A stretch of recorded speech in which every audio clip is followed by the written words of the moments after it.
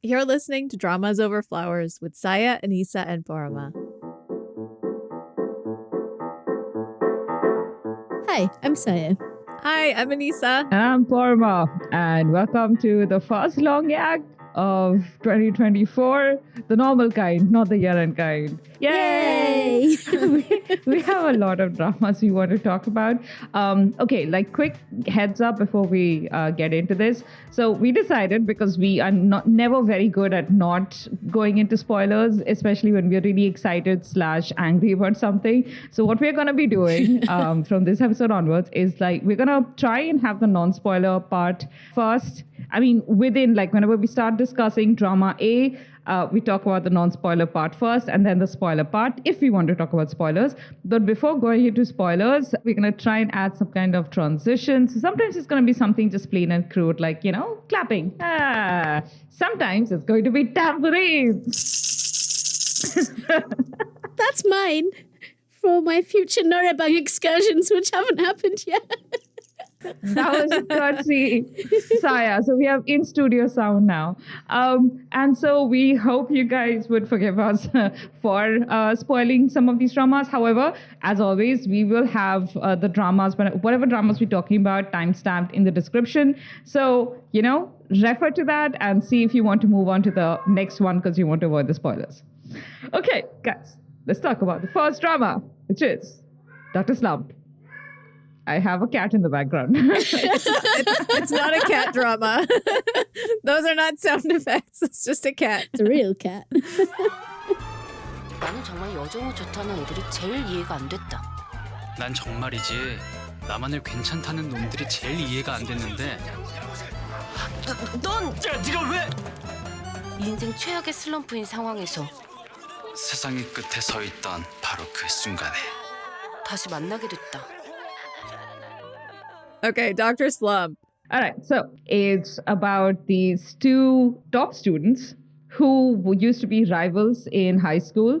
And later in life, they both went into their own medical fields. One of them, Park Shin-hye, who's called Nam Han-yeol, became an anesthesiologist. She's like a third-year resident at this point, and just badly abused by her professor, but doesn't actually have an option to opt out if she wants a career to go somewhere because of the hierarchical system in the medical industry. And the other one is Park Hyung-sik, who plays Yoo Jung-wook, and he became a very successful plastic surgeon. And not only did he become a successful plastic surgeon, he became the most successful ever, as well as the biggest YouTuber ever, as well as like the nicest guy doing free surgeries for people who really need it ever, got all the awards and the accolades. Like, if you can think of a nice thing, he's probably done it at some point. Unironically. So those are the two people, and they have no reason to meet each other. It's been 20 years since high school. They're not even thinking about each Also, other. they're not friends. They were rivals. Yeah, they were actual rivals. And so you have the start of the story where Nam Han-yeol is going through a lot. She's being abused daily at her workplace. None of the stuff that she is doing is actually resulting in her own success. It's being stolen. So she is really depressed and at the end of her rope. And on the other hand, you have Yoo Jung-woo's situation where he is falsely framed. He goes into this particular surgery, and instead of being like a regular, face-changing operation, the client dies. I don't know what this is. A regular face-changing operation. Sounds like we're doing face-off here. Like one of those where like they're changing their identity and they're coming out as a new person. But that's literally... Okay, I'm sticking to this because it makes literal sense. So he goes into a regular face-changing surgery, and then his client bleeds out on the table, and that is very bizarre and shouldn't have happened. These two kind of reach their crisis points where Han-yeol just drops everything, kicks her professor and says, I would rather prioritize my health, and walks out. And you have Yoo Jong-woo get into a really horrible court case, and obviously nobody wants to go to his clinic anymore. And he's basically being framed for murder, and there are like shadowy figures in the background doing nefarious things. And at this point in their lives, where you have Han-yul, who's really depressed and dealing with that, and you have Yoo Jong-woo losing all of his money as well as all the friends he thought he had, because they're suddenly like, how dare you no longer have money, which means we no longer have money. And that suddenly, revealed aspects of their friendship he didn't know about. And so he found himself suddenly on a rooftop apartment, because that's all he could afford after paying all of the fines and fees that he could afford to pay. And that happened to be Han-yul's family's house. And so that is where the two of them meet at the beginning of the first episode. At the end of the first episode? Yeah. Yeah, the ending, yeah. But I think it's also important to add that, like, for Hanul, what happened is that she went to get, like, help, and she was diagnosed with clinical depression, and that's what sort of sets off the change. Like, that's what drives her to quitting her job and like just like having to confront like everything that isn't good about in her life, and also grappling with having a diagnosis of depression in the first place as something that she can barely understand.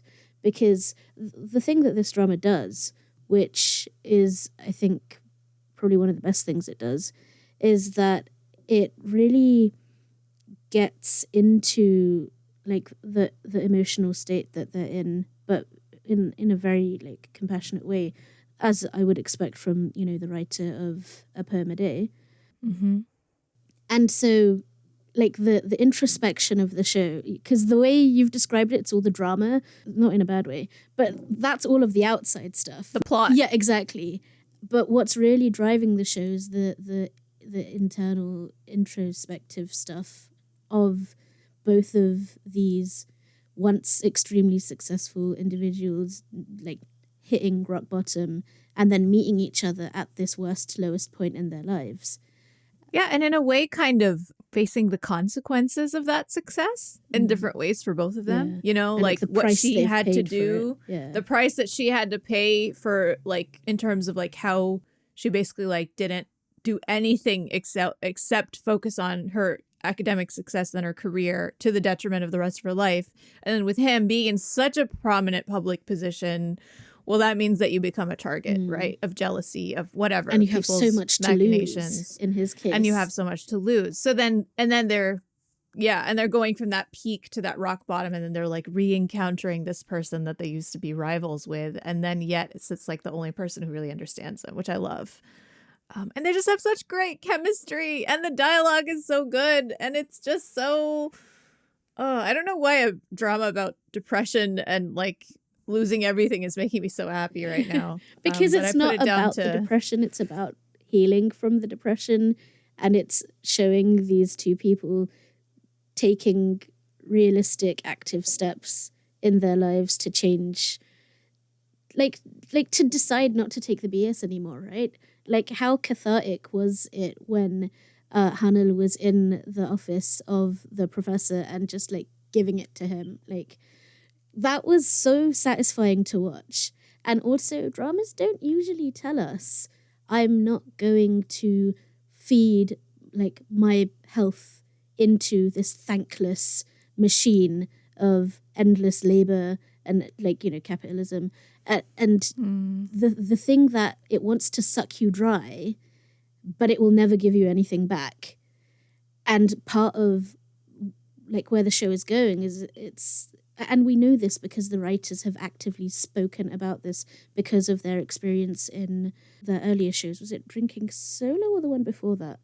That the goal of their writing is to write these shows that will help people pull back from being in the worst place in their life and to get out of despair, but not in a trite way, not in a kind of if you have a good romance in your life, now you're all good. Like, it doesn't work that way. Like, healing your, like, getting better or like getting yourself into a better place in life mentally, emotionally, health-wise. One, the way that all of these things are connected.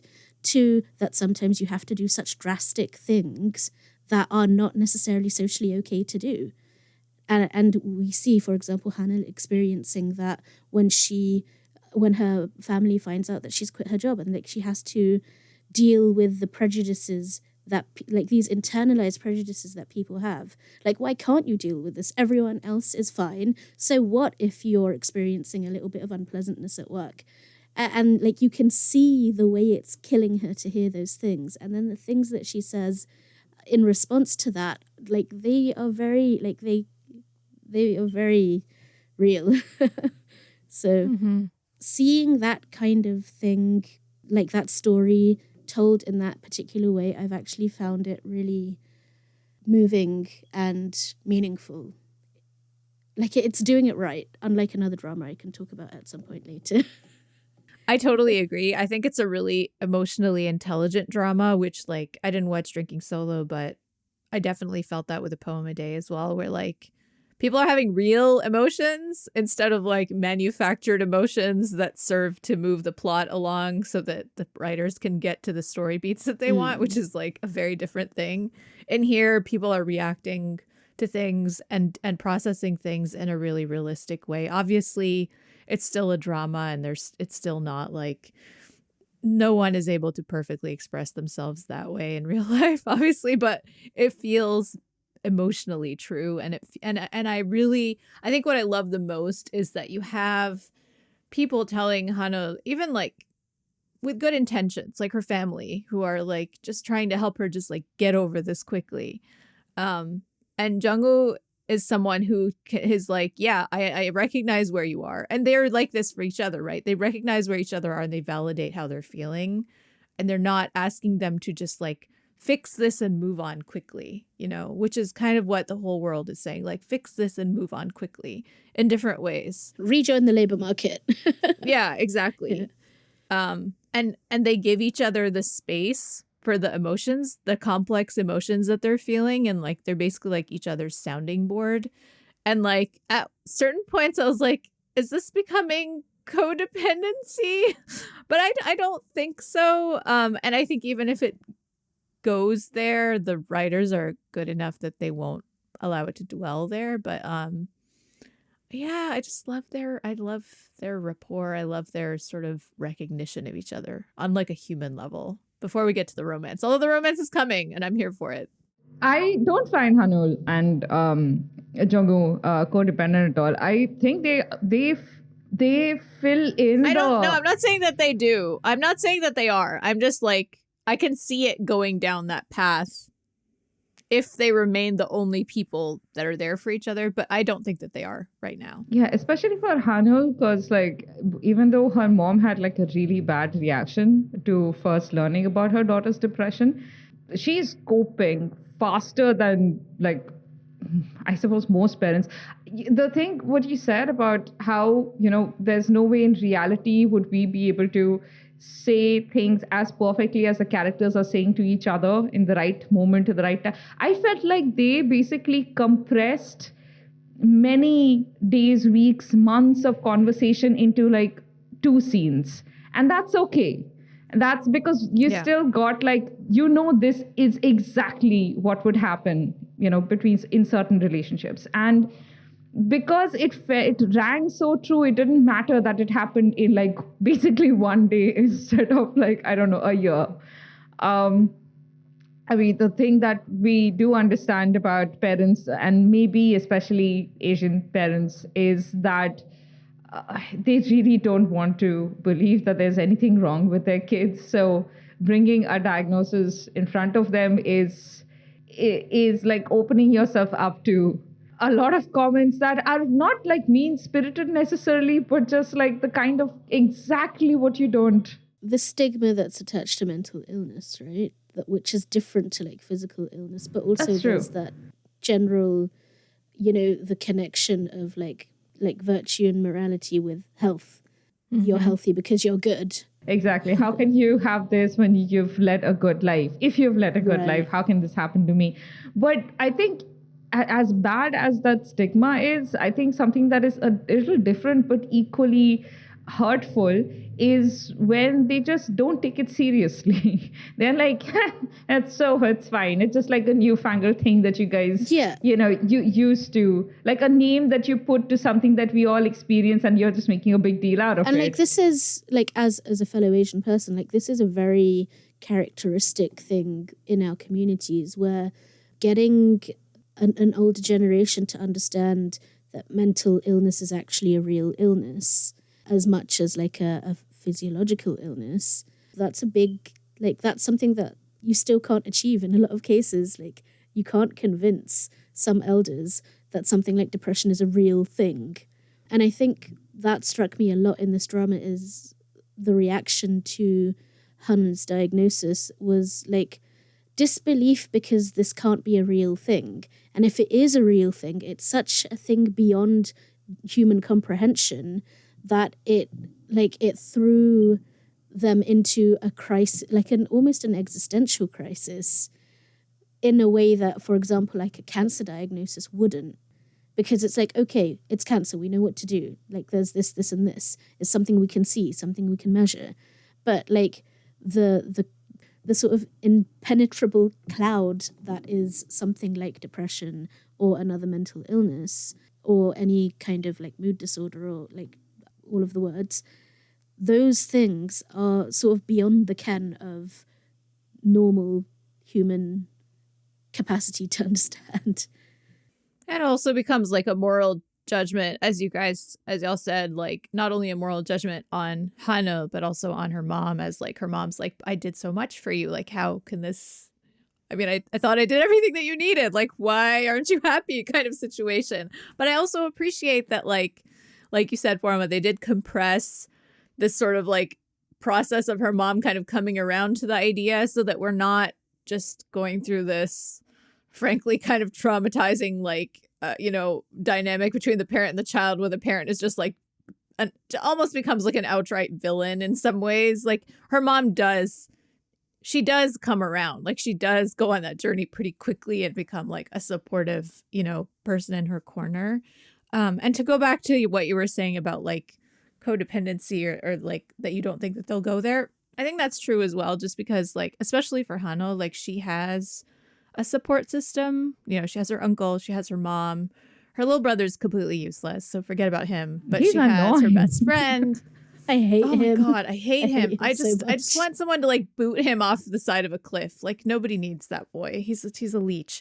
She has a support system, so even though she's like missing work, she has people in her life that are there for her. Jungwoo, on the other hand, as no one, it seems, who's like really in his corner, which is rough. I don't know, but hopefully he'll find some real friends. I'm really rooting. I mean, that he's going to become friends with Yoon Pak, right? Like, eventually. I can't wait. Like, why is it taking so long? I'm excited. Why haven't Yoon Pak reached out to him? Like, could you just do that much? I just can't wait for this.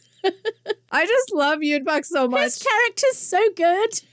I know. Because at first you see him as this kind of like petty, mean sunbae, or I don't even know if he's a sunbae. I think he's a sunbae. He's a year older. Yeah. So at first he's like petty and mean and kind of unpleasant. And then like literally in the next time you see him, he's like, he would never do that. He would never do that. And you're like, oh, you're secretly actually just kind of jealous, but you like him and you admire him and you respect him. And then you like find out all these other things about him that show how like ridiculous and adorable he is.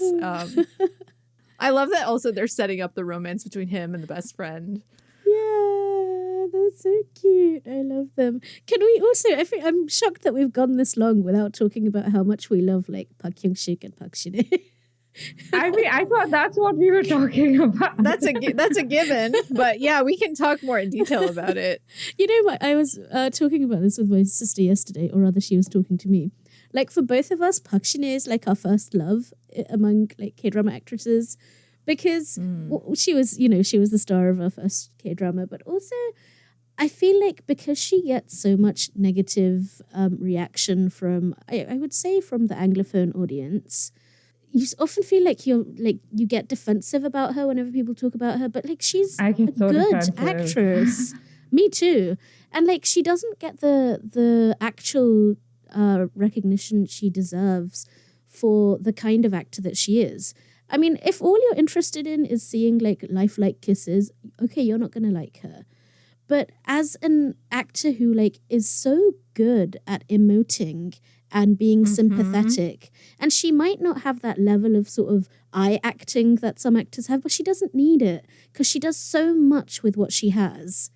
And like, I have never found her to be a deficient actor, even if I didn't like the role. She's a really solid, like she has such a strong foundation as an actor, which like, you know, she was a child actress, so she's like very, very experienced, but like she's so solid. She like always does the job and she does it well. And she understands her characters.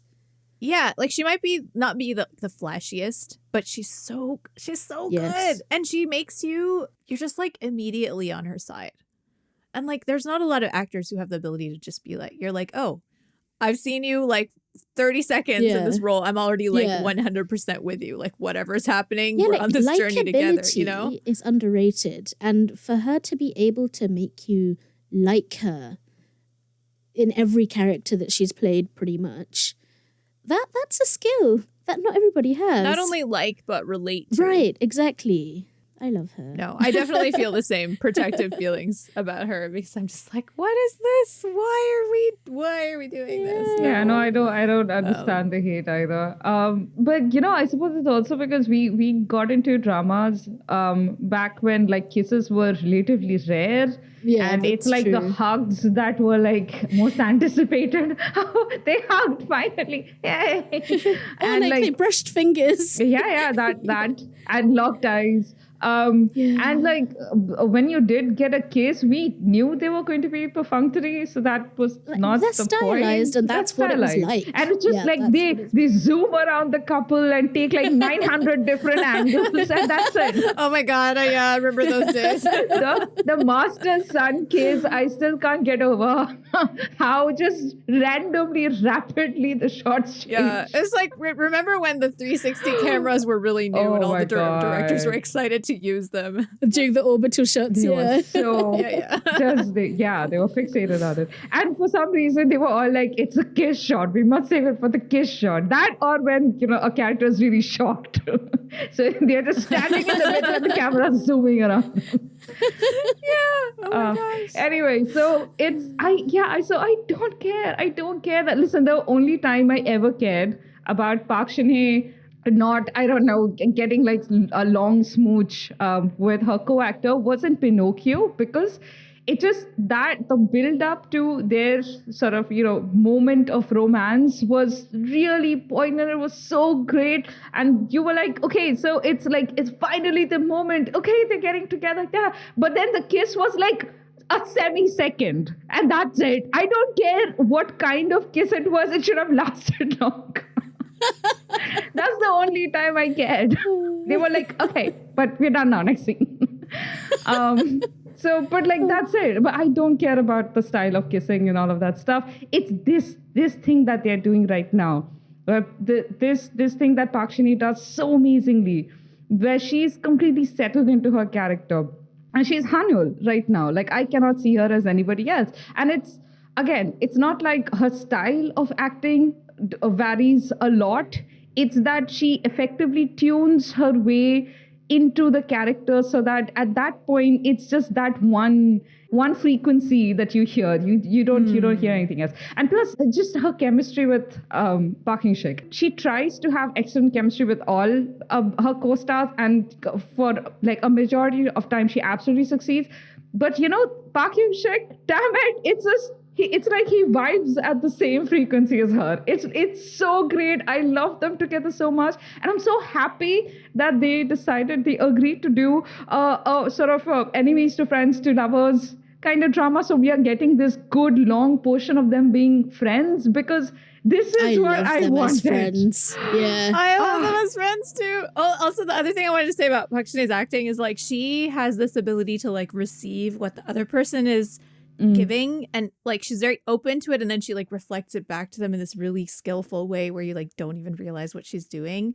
And Park Hyung-sik and her have this like I mean, she has it with everyone, but they have this like amazing like synergy when they're in the same space together. That because like, I think Park Hyung-sik does exactly the same thing. I mean, they does. completely Yeah. they resonate, they ping off each other. Right. So Yeah. it feels so organic. Like the dialogues are really well written, but you cannot fake that real comfort that they have with each other when they are arguing or comforting each other or just like hanging out together or just casually saying something deep. And it's like it's also it feels so real. And Did you guys? There's this paired one together. scene where they're just like driving in the car together after going to the beach. Is that spoilery? They go to the beach at some point. Anyway.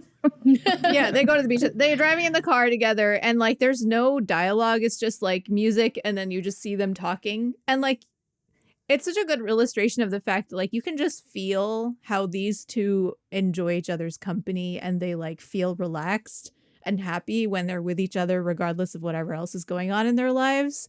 Like and at that point it's like friend energy, but it's like such a strong friend energy of like this is like a friend that I can totally relax and enjoy myself with. And like I love that that's where we're starting this like new phase of their relationship now that they're adults. And this like it's just so good. And talking about Park Hyung-sik, I miss this energetic, like this I don't even know, this tiny bottle tornado Park Hyung-sik. Oh my god, his expressions so much.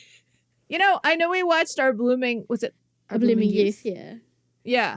I feel like I didn't finish that like y'all did. I watched a few episodes and I dropped it, but I was like, this isn't giving me the Park Hyung-sik that I've been thirsting for. And now I feel like Dr. Slump has given me that like sort of, a little weird, a little off kilter, extremely adorable, like puppy-like, but then like with an extreme depth of emotion that you're like, wow, like, did you just rip my heart out and throw it on the floor? Oh, okay. I didn't need my heart. It's okay. Let's keep going. And the elf ears and his little grin. Oh, his elf ears. The way he acts with his whole body. Like, I'm having so much fun, y'all. Oh, I'm so happy. Listen, that first time he visits Hanyul in the hospital and she's talking to, a colleaage and he's coming up from behind and he starts like mimicking her as he's walking. I was like, I haven't seen this since like Strong Woman Do Bong Soon, and I miss this so much. This the whole body acting thing. It's so perfect and he is so perfect in it. It's I think what happened was post-military, he did Happiness, where he's playing this much calmer guy. And maybe it was just a phase of life where he could, tap into that calmness. And he was like super zen in Happiness. I loved it. I was not expecting Park Hyung-sik to do that. I love Happiness so much. I rewatch it every 6 months. But I think he got a lot of praise for his acting there. So he wanted to try a few more, stories where he could just channel that zenness. But I think the problem with that is like it works in a drama like Happiness where, there are kind of zombies and action, and he is the stillness, the calmness within. But it doesn't work in other dramas where he is the center of action, but he's really calm. And of course, because he's a tremendously good actor, he can pull off a Blooming Youth, which actually did rating wise really well. Like people really liked his performance, but it's not this where he's using all of his energy. And maybe it gets tiring for actors when they channel, they tap so much into like the deep well of energy inside to play a character. Maybe that's also, this is speculation, I don't know. But it's just interesting to me that he, for a period of time, he just wasn't doing these kind of characters, and now he's come back to it. So I just found that. May I read a little quote from your amazing essay on this, please, because I thought it was wonderful. So you wrote, and we'll link this in the description, back in 2013, before that, I've been getting a lot of sort of, not Heirs vibes, but like that memory of his character in Heirs, which was one of my favourite characters. And these two have worked together previously on that drama. Yeah. So you write, Paroma writes, back in 2013 when The Heirs was airing, Park Hyung-sik played a witty, insightful friend to Lee and Park Shin-hye. In that period, it would have been hard to imagine Park Shin-hye's heroine being paired with Hyung-sik. He didn't have the cruel, careless edge that leading men of the Chaebol variant needed to possess. A decade later, he's the perfect fit for Namhaneul. His Yo Jong-woo is kind and competent, witty and clever. He's an older version of Jo Myung-soo from The Heirs. He didn't have to change the kind of character he plays best to be the right man to romance our girl. And I thought that was perfectly put. It's perfect. It's so good. Yeah. You should read that whole essay because it perfectly encapsulates the joy of this show and why it's so good. But also to distill this idea of the evolution of the male romantic hero from 2013 to now, which is like, a decade span. And that's so true. Like, Park Hyung-sik has never played those characters. He's always played these really lovely, like, essentially nice boys. Men. So he did once, remember High Society? But like, I don't think he managed. Oh, yeah. No, but he was so fluffy in High Society. He was a Chaebol, but he was fluffy. I know, he was trying. He wasn't even trying. His whole character was he was a fluffy Chaebol. Like, he was a Chaebol who was too good for this world. Yeah, he didn't die. But like, he's too good to actually exist. Right. Like the cold character in that was Song Joon's character, the male lead in that drama. He was still the second lead. Like he's always like that second lead vibe, which we've watched over the years become the sometimes the main lead vibe. Exactly, like the archetypal male lead of the 2020s, I'd say, is like meant to be this good man. Yeah. Without using that in a sarcastic way, but why were we so sarcastic about it in 2010s? Like, why was just earnestness, sincerity, just kindness not valued? Because we valued Byronic heroes. I think like the way that dramas were structured back then was to cast goodness as weakness and not having enough guts to actually like pursue the woman, because these second leads who are like genuinely decent, lovely human beings always had that fatal flaw of like, oh, they did all this stuff for the heroine, but they never told her, or they did it all and then they ended up like shooting themselves in the foot by like not taking credit for it, or they're too late, or there's some kind of aspect of them that was like not, and I hate this word, so I'm putting it in quotations, but alpha enough. Like often the male lead was like a lot more aggressive, a lot more like he was pursuing the woman much more actively, and almost it seemed like sometimes that was the only reason that he ended up getting the girl, is like he was like very clear, and the second male lead, who might be like a better person in every other way, just was like wishy-washy or like didn't, and so like I feel like that was the writing was just setting up this like opposition where like it didn't need, like you don't have to be a jerk to be clear about your feelings. You don't have to be unable to commit if you're a nice person. That's not like, those characteristics don't necessarily like go together.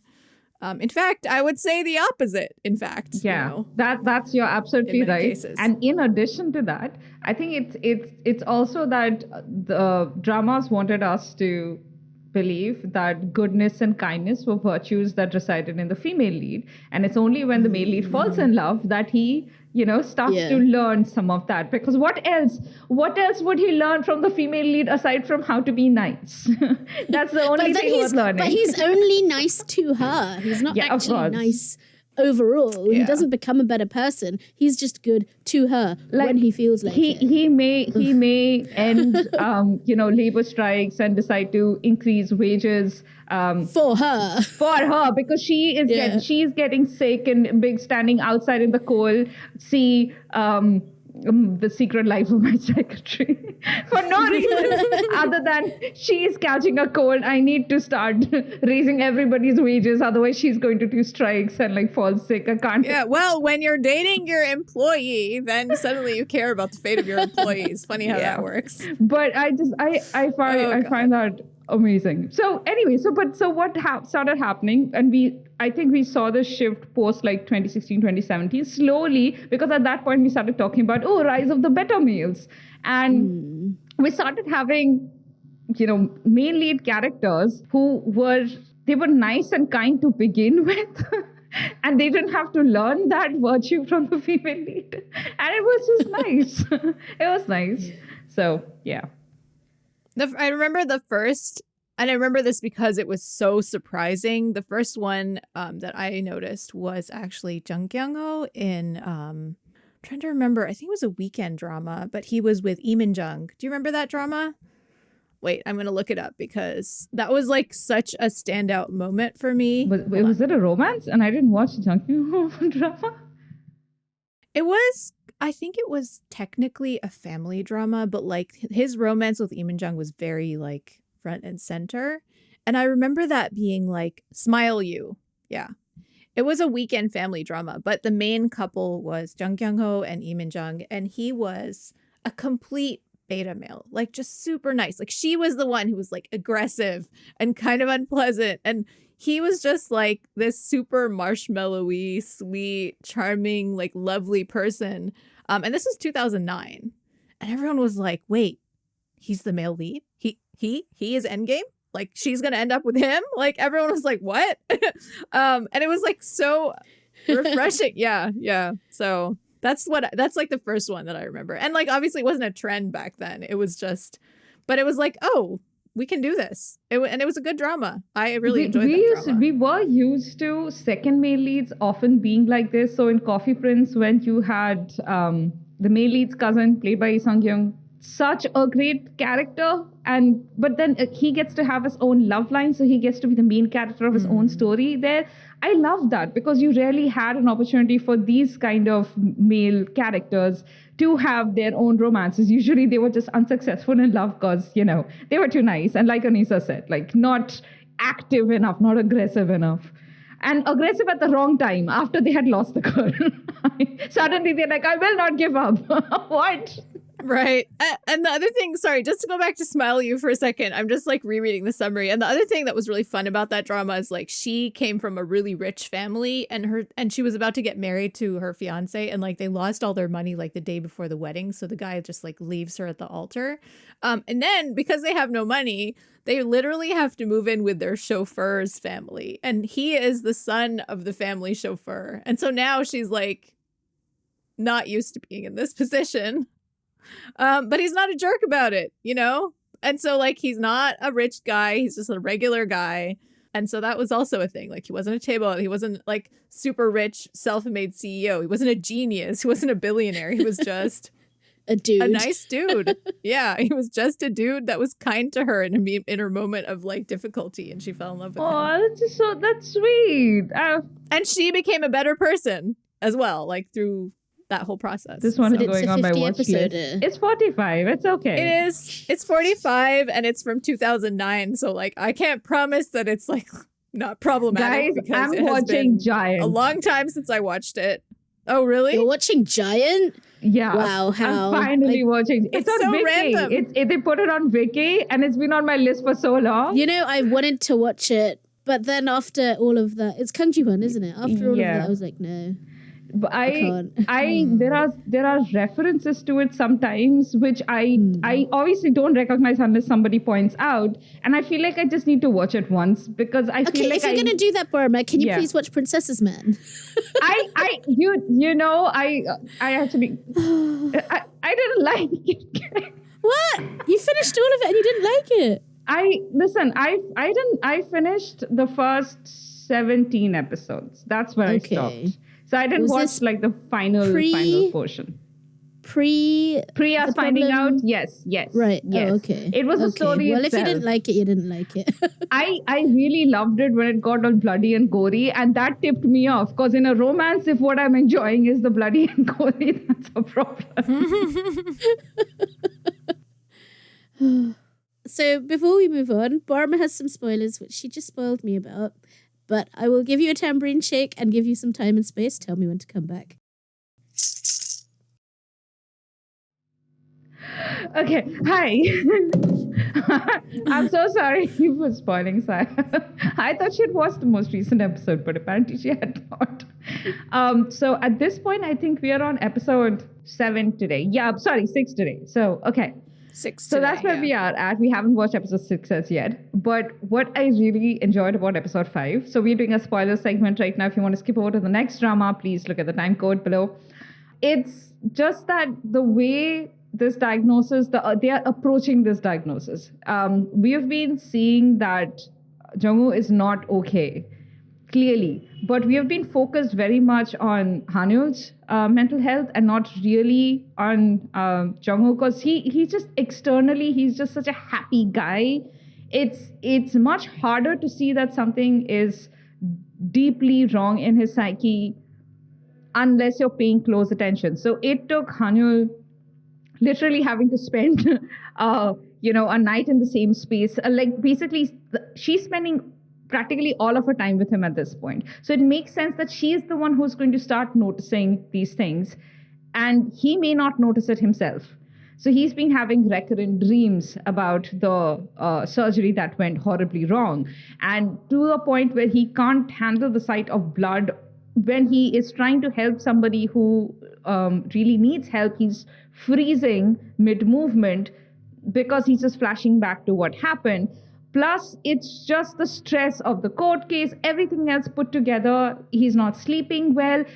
There are, many other smaller things that he is looking at disparately. He's not really putting them together. But Hanyul, during a conversation with her own therapist, hears that this can sometimes happen. Now, that, of course, is like a huge coincidence that the therapist decided to talk about something like this happening to... It is, but I was worried when we go from that moment of her like noticing something is wrong with him to her going to her next therapy appointment. I was worried that she's going to be like, hey, I've been noticing my friend having these symptoms. What do you think is going on with him? And I would have found that really uncomfortable for a lot of reasons. But instead, he brings up her own traumatic incident, which she had one, right? Like, that could very much lead to PTSD. The fact that she almost got run over by a truck of doom, like that could definitely lead to PTSD.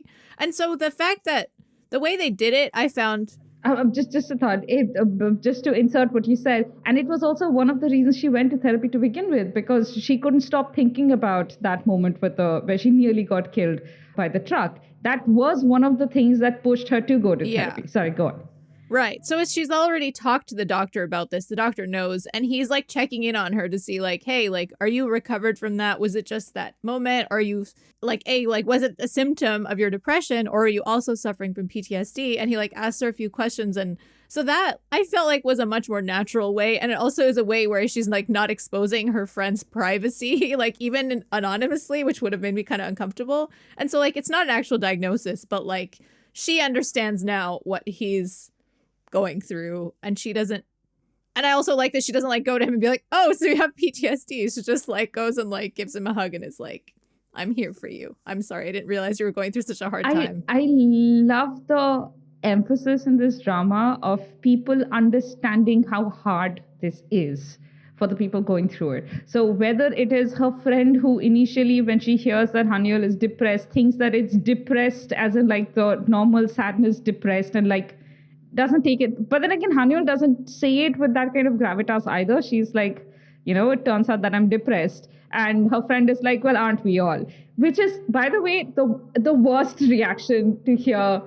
Just the worst response. I can't tell you how invalidating that response is, even though it's not the intention of the person saying it. I don't think that she said it that offhandedly. I think it was just that her friend wasn't, because the way she says it is like, basically like to literally translate, she's like, they're telling me I'm depressed, which means like she's not just saying it. Someone told her, like, as a doctor, her friend should have understood what that meant, That's but true. like they were out drinking. She wasn't in a mind frame to accept that. She just kind of like brushed it off in the moment. But I like that at a later point when a friend realizes that it was a diagnosis, she comes to her and she's like, wait, you told me that and I just brushed it off. That was such a crappy thing to do. I'm just glad that they have these scenes in, like a different drama wouldn't bother with it. So I love that, like you said, she came home from her therapy session and she just like hugs him and she's like, this was so hard for you. I love that. I hope she pushes him to go to therapy next, but yeah, okay. All right. Yeah. Yeah. I'm all for normalizing therapy in K-dramas. Oh, one last spoiler though. This is something everybody saw coming, I suppose. It's like the villain. We know who the villain is right now, yeah? Like, it's pretty apparent that the guy has, like, no good intentions towards Jungwoo. Yeah, I think so. And I'm, like, a little frustrated with Jungwoo about, like, you didn't search your bedroom for hidden cameras after knowing that somebody broke in, but, like, I mean, whatever. Hopefully they they'll will do, fix but I did problem. like that he immediately caught on to the fact that his quote-unquote friend didn't tell him as soon as he found the hidden camera, which is such a weird thing to do. Yeah. I'm glad he noticed that. I'm glad, and I also am like, come on, like, do you really trust him now after he said that thing about you don't deserve to be happy? Like, we need to be a little bit more credulous. Again, so they are being a little hammy with, like, the villain here. Everything about it, from, like, the mafia from Macau to it's. Yeah, that's, like, the one part of the drama which, like, I didn't really need, to be honest. Like, we could have been fine without that. But okay, should we tell Kay to come back? All right. End of spoilers. End of spoilers. Now we'll have Saya back. She's back. Okay. All right, welcome back, Saya. All right, so next we will talk about like flowers in sand. 은퇴하겠습니다. 뭐 이번에도 제가 그 장사를 못 먹는다 하면은 은퇴하겠습니다. 천하의 김백두가 어쩌다 이런 짓을 하냐? 우리 집안에 이런 캐릭터 상당히 신선해. 아야, 니는 이름이 뭐대? 모르지? 이번에 뭐 새로 들어온 뭐 관리팀장인가 뭔가. 네 두식이 알까? 저 아니에요. 완전히 저 두식이다 이거죠. So, like Flowers in Sand stars Jang Dong-yoon and Lee Jung-young. And Lee Jung-young I really loved from her performance in 2521 because she has this like great, I don't know, she has this great like cool girl energy. I also think of it as like tall girl energy. I don't know why, but I feel like Lee Da-hae has this. Lee Sung-kyung has it's like this really like, in Korean they call it like tartarada. Like I don't really know how to explain it, but like someone who's like not too, doesn't really take anything too like doesn't get too upset about things, kind of just takes life as it comes, rolls with the punches. It's like cool. I don't know. She just has that kind of energy to me, and I feel like she kind of brings that to every role. So great to see her in a main role. Her character had the best platonic, best friendship in Dramaland in like, I don't know, a decade. And that was with Chae Hyun-wook. And just, man, we got Yes. two amazing actors. I just, they were so good. They were so good. They were so good. Yeah. I'm so happy to see like post 2521, both of them getting their own dramas and like getting these big roles where like they're getting recognized for their amazing abilities and their star power. So, and then, so basically before we get too far down that rabbit hole, I just wanted to say the plot. So basically like it's set in this small town, Gosan, which is like sort of like a hub for Shiram, which is Korean style wrestling, I guess you could call it. And it's like has a long history. Their team is like used to be really amazing. It's not doing so great now. Jang Dong-yoon plays this Shiram wrestler who's like, he used to be a prodigy. Everyone, you know, praised him when he was younger, but like at this point in his career, he's kind of washed up. He never ended up winning a championship unless like, unlike his father and his two older brothers, like he comes from like a legacy Shiram family, and like so that's painful for him, you know. And so when you start the drama, he's kind of at this point of like, okay, am I going to continue with this career even though like I'm not really winning much, I'm not really successful, and like he's being outshined by like younger and, you know, more successful players that he's like mentoring, but like he's not the star anymore. And, you know, so he's kind of in that era of his career. He didn't live up to the glory that everyone expected of him as a kid, basically. And then Lee Jung-young's character is they were best friends when they were kids. Jang Dong-yoon, Lee Jung-young, and then this other kid who like also went on to be a Shiram champion and is now retired.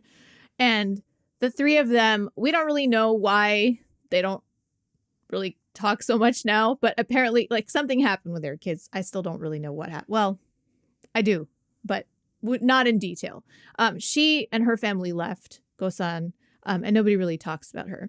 And so in the beginning of the drama, she returns to town with a different name, And Jang Dong-yoon is the only one who like instantly knows who she is. And everyone else is like, she's too pretty. that's not her. That like scruffy little ugly kid, that's not her. Like, I mean, even like her name was Dushik when she was little. So like she was, you know, like very, very tough, very like her two best friends were boys. Like she had a very different image from this like, you know, professional, you know, married woman that she comes back as.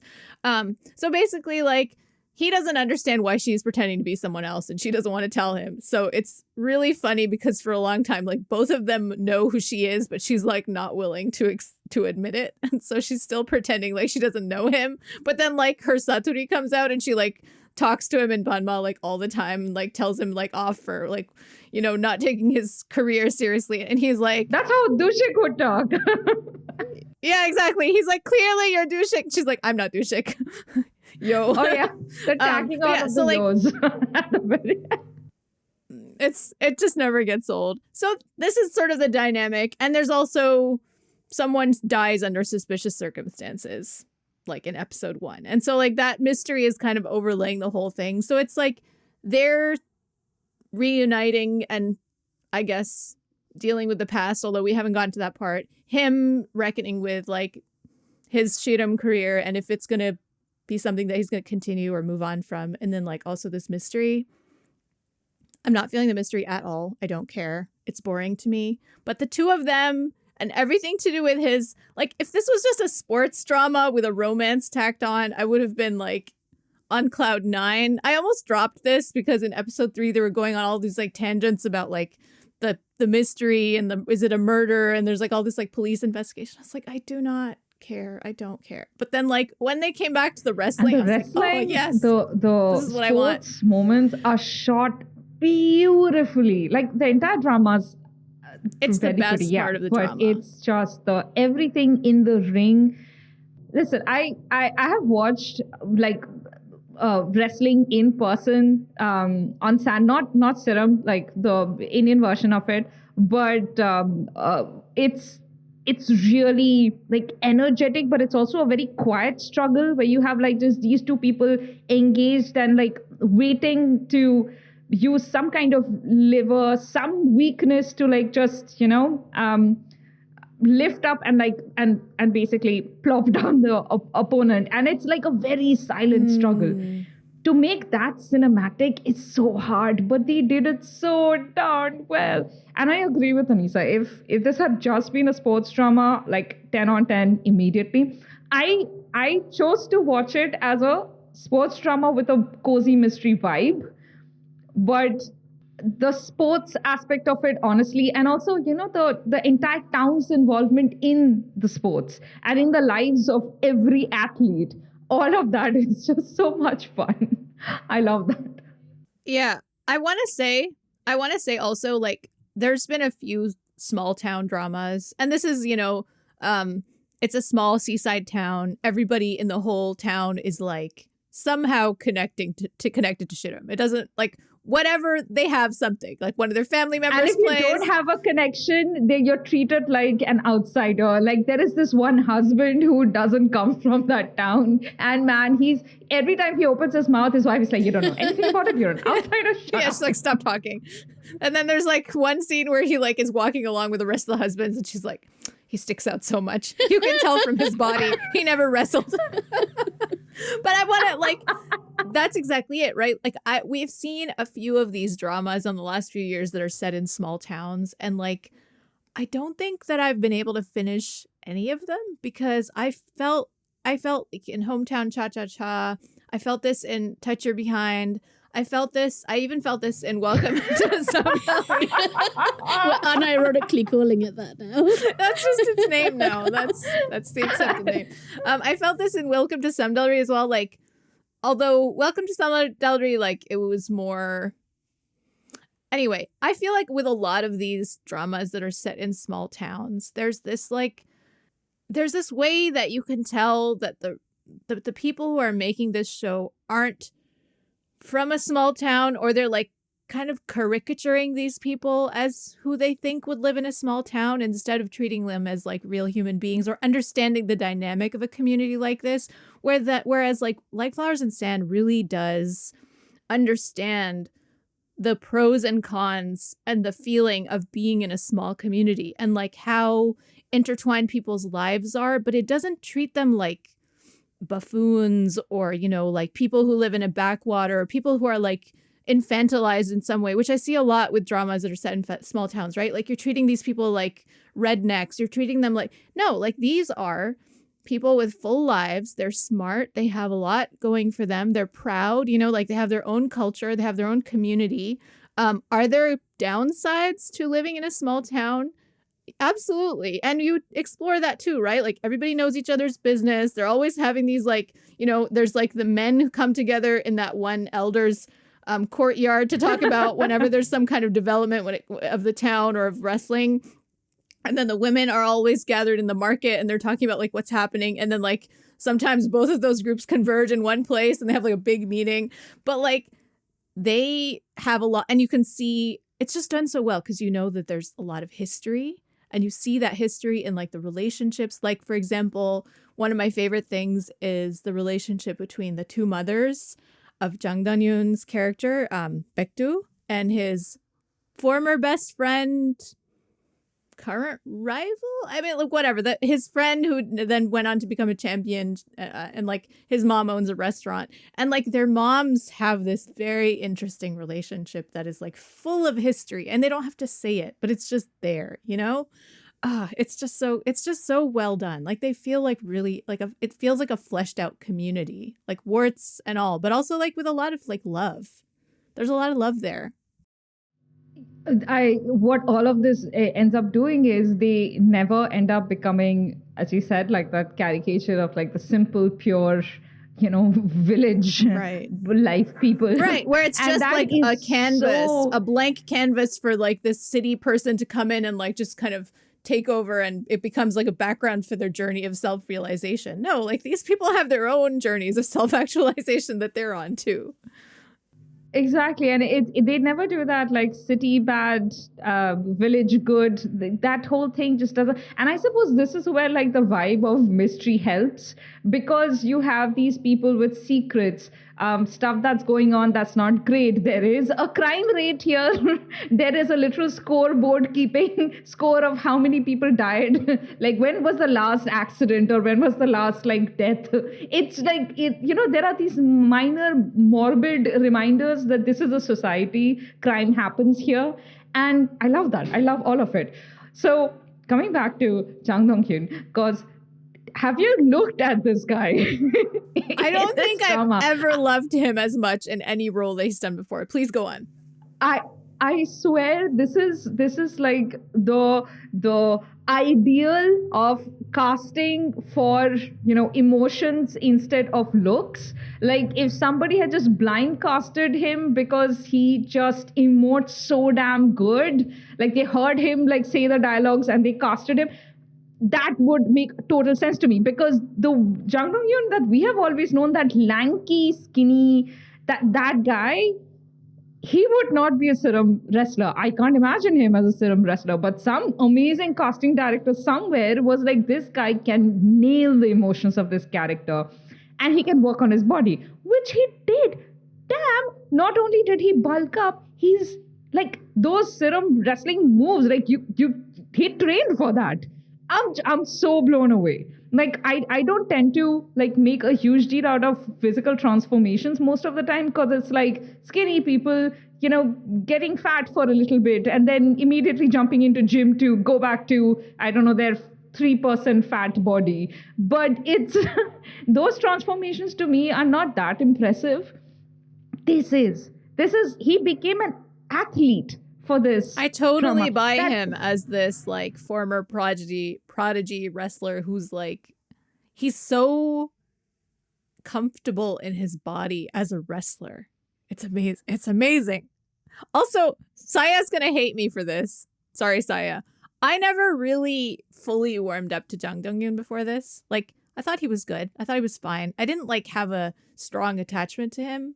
But now I'm like, my baby. I love him so much. I think also like he has this, like the raw physicality of his performance in the ring as an athlete.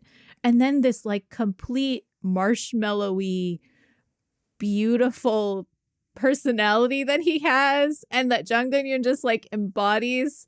I mean, he is Kim Baek-do. Like he just, you know, okay, this is a little bit of a spoiler, so take your headphones off for a second, Saya. There's a line of dialogue that I want to quote.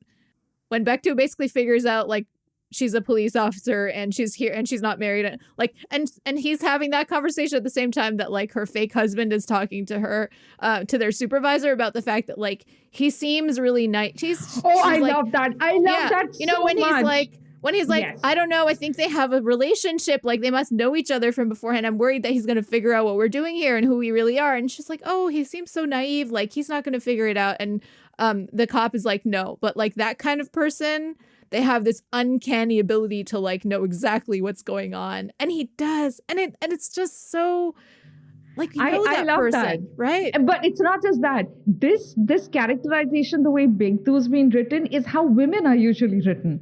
To have him play Yes. this character, to Yes. have exactly this quote unquote inexplicable insight that suddenly turns on, that's like really accurate. Oh, why do I have confetti all over me?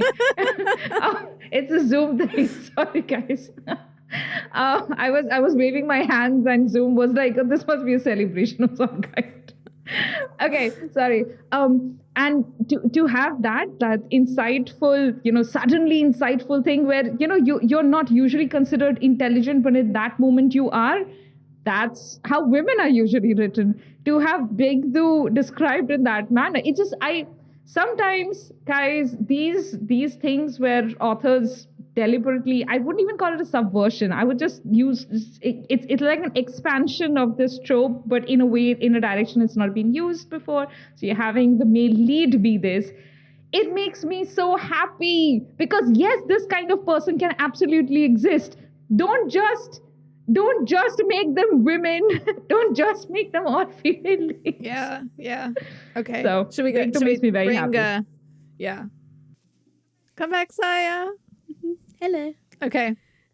Yeah, it was not a huge spoiler, but I know that you wouldn't have wanted to know the line of dialogue and the scene beforehand. So. Yeah, I'm pretty sure you would stop on the same line of dialogue when you get there. So, but we just love Baek-do so much. He is a wonderful and incredible character, and I'm on board. I'm still like, I will say that it's a little slow, and at times I find myself watching this at 1.25 speed, especially when they're talking about like the case and the murder.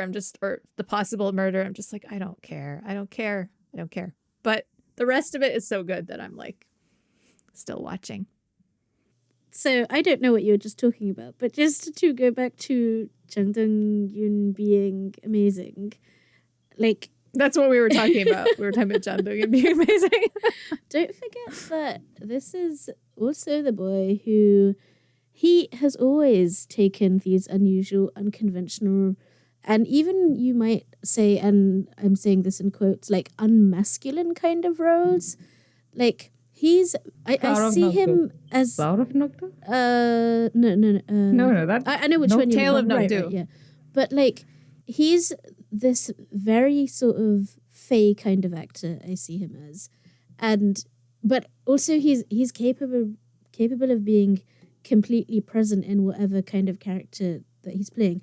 Because if you look at his filmography, it's so diverse. Like I first saw him back when he was in Solomon's Perjury, which is when I like got on the Jang Dong-yoon train and never got off. And like I still sort of see him as a bit of an underrated actor, but it was like in that drama you could see that this boy had it, whatever that Oh, by the indefinable way, it is. I lied. I didn't warm up to him until Daily Dose of Sunshine, in which like I did not even recognize him at first. Because he's But that he kind is, of like, actor. The second lead. But the other sort of sports drama that he's done would be if you remember Dance Sports Girls, where he was like a boy playing a dancer in a girls' team of dancers, and like the way he just has no hang-ups about doing roles that other people might find emasculating. And he's just I think the official there. title is Just Dance. Oh, right, yeah, that's right. He's always been that kind of actor. He's just so good. So, like flowers in sand, come for Jang Dong-yoon, stay for the wrestling and the sports drama and his amazing performance. Yes? And a small town done well, Yes, honestly. and a small town done well. Yeah. Also, The great community dialogue. feels... It's funny. It's weirdly funny. And it's also, like, it's not just a sport montages, guys. It's weirdly cinematic at unexpected moments. There is this one long, like, I was tracking the time. I think it was a good 5-minute long scene. And all it was the two brothers of Baekdu. Two brothers of Baekdu. Wow, passive voice. All it was Baekdu's two older brothers. They were just walking together towards their mom's shop. It was a single long shot. They were just discussing Baekdu. And it was like a back and forth. They were carrying some stuff. They got to mom's shop and something happened, an altercation with mom happened. Mom chased them out and then they started walking away from mom's shop. All of this is like a single long shot. I can't explain how cinematic this dang thing was, even though it was clearly a camera being held on like the shoulder of some dude who's just like backing off. Or maybe he was on a trolley. It was very stable. It's beautifully directed. It's really beautifully directed. Yeah. It just unexpected cinematic moments hit you in the drama. I just realized that director Kim Jin-woo also did Healer and Mystery Queen, which I didn't realize. Yeah. Wow. Huh. He wasn't. I don't think he was the main director on, because Healer has two directors, Lee Jung-sub and Kim Jin-woo. So I don't know which one of them was the main one or the lead one, but that was interesting to know. 산 사람은 살아야지. 더 어차피 죽을 거잖아. 어지라고. 야 강준. 피했는데 피하지 못했어. 일어날 일은 어떻게든 일어나. 이거 마시면 훅 가는 거 맞죠? 결혼하기 전에 정수민을 좀 어떻게든 해야겠어. 향수 뭐 쓰세요? 두 사람의 죽고 못 사는 사랑 내가 빨리 이룰 수 있게 도와줄게. So the next drama we're going to talk about is Marry My Husband. Now, if you guys have watched Perfect Marriage Revenge, you already have an introduction to the basic premise where a housewife in, current day dies and goes back a certain amount of time, in this case, like a decade, into her, in 2013 when she was unmarried and but considering getting married to her steady long-term boyfriend, and now she has future knowledge. She knows what's going to go down and she has the chance to save herself, not live that life anymore. Now, being very specific to Marry My Husband, it's about Kang Ji-won, played by Park Min-young.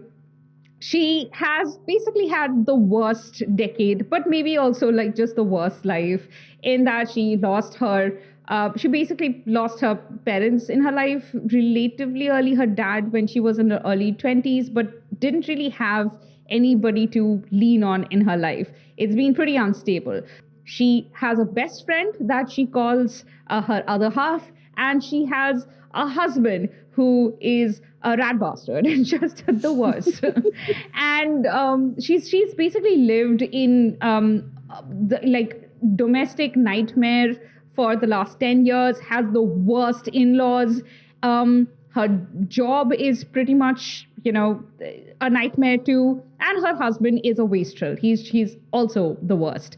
All of that stuff was something she could tolerate until she got a fatal illness. And while she's struggling to recover from it, she didn't really have the option to recover. She was basically told, you have a few months to live and then you're gone. Her husband was refusing to pay for hospice care. So she comes back home to confront him, only to find him in bed with her best friend. And then, a struggle happens. She dies and goes back 10 years. And now she gets to live a different life, make new choices. She doesn't just die. They kill her. Let's be clear. Fine, she was killed. And in her second life, she finds out that there were people around her who found her interesting, wanted to befriend her, liked her a lot even. She just didn't notice them and didn't reach out to them. because she was too timid, had been gaslit for too many years by her best friend and her boyfriend, and just thought very poorly of herself for a very long time. So this time round, she's making changes. She wants to have a good career, have new friends, and basically, as Jiwon keeps saying throughout the drama, she wants to be happy in this life. So that's her basic premise. And can I just start with the thing that I really love about this version of the... Because you read the webtoon as well, yeah, I was right? going to say, aren't you going to start at the part where you read the webtoon like in 33 minutes? I watched, yeah, it took an entire day, but I watched the first episode and I was like, I have to wait an entire day for the second episode. I have to go read the webtoon. So I went and read the webtoon, and the webtoon is like short as webtoons go. It's like 58 chapters, and then there are like a bunch of epilogues, which are just mini stories, and it's great. It's really fast reading. But here's the thing. So the webtoon was adapted from a novel, which we'll discuss a little later because we have a note to make there. And when the adaptation was happening, the webtoon chose to discard a lot of plot lines from the web novel. So the webtoon is like a sort of like a pared down version, but also distilled to have like quote unquote the best moments. So it was a really fast read. It was really great. It was very popular when it was released, which was I think early 2023. The web novel came out in 2020. Technically, Marry My Husband's story came out before Perfect Marriage Revenge. So it's not, because some people had like, they were wondering if it was weird that these two very similar stories were coming out so close together. And I think the reason for that was that their IPs had been bought. Like, it's not so much that the dramas were looking at each other and being like, hey, let's make more of these. It's that webtoon trends often dictate what future drama trends are going to be. And for a period of time, this was the webtoon trend. Also the web novel trend. Because if you guys watch Chinese dramas, we also have Story of Kuning Palace. Very similar, premise. The woman goes back and she can get to redo her life. So it's simply that. It was a trend in the web novel space, then it became a trend in the webtoon space, and now clearly a trend in the drama space. But okay, coming back to the plot. One of my favorite things about this drama, this rendition of the life redo thing, is the very clear, the rules in place.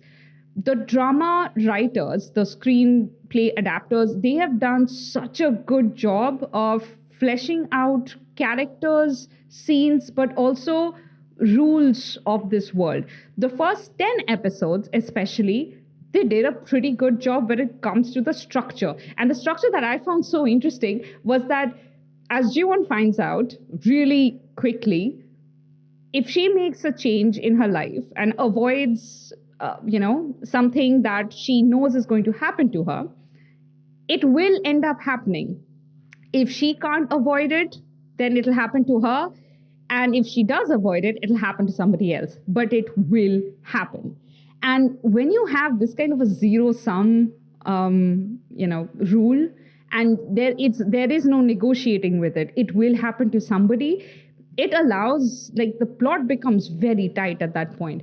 So again, this is part of the basic premise. Once Jiwon goes back and she's reliving her life, the first thing that she decides to do is that the life that she has to lead, like that she had to lead in the next 10 years in her first life, that life full of abuse and trauma and betrayal from all sides, she decides that, hey, if Sumin, which is her best friend, wants her life so badly and wants her husband so badly, then she can have him.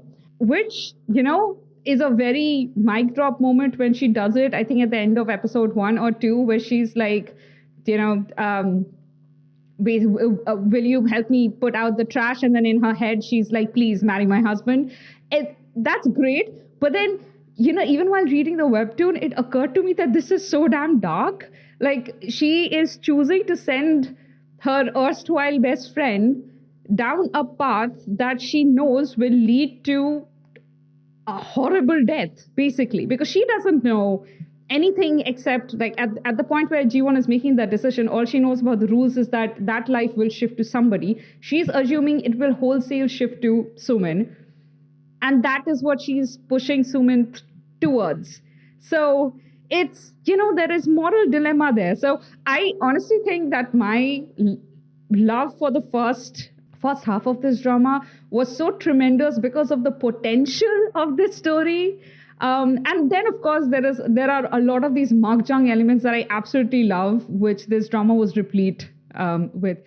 I did really enjoy the early part of the drama. I did it's interesting that you're talking about this element of like, it has to happen to someone as being really clear, because I actually didn't find it that clear. I found it a little squishy, and I was never really too clear about like, what are the parameters? Like, it's just, I feel like it's a hard thing to execute, because like, how do you even figure out what is considered an event that has to happen to someone, right? Like, that's and like, no one is going to be able to explain it, because obviously this is like some mystical thing that has been done by like the ghost of her dead father, maybe. Anyway, he's not like showing up and telling us, here are the rules, here are the parameters, right? Like, she's just kind of having to figure this out on her own. So like, my question from the beginning was like, what is considered an event that has to happen, and how